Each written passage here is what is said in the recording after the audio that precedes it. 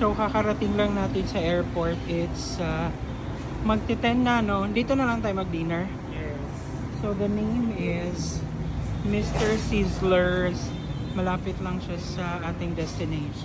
So, yun guys, nandito na yung ating order. So, nightly ordered sizzling mixed seafood for 249. Kasi for the rest of the 10 days na stay natin, bawal ako Seafood because of the stitches and burns.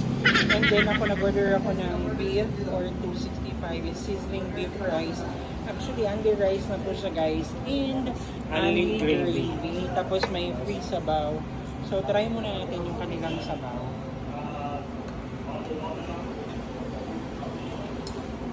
Ay, it's nice. Malasa. Nice yung sabaw, malasa.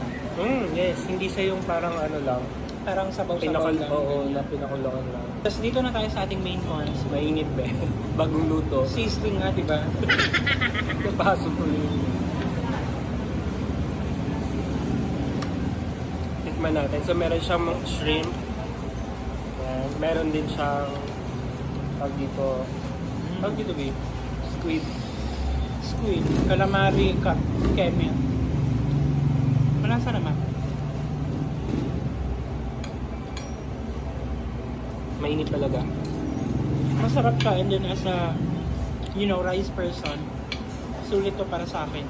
Kasi, titingin ko yung karne, and then tingi pa ako ng rice. So, ngayon, kain muna tayo.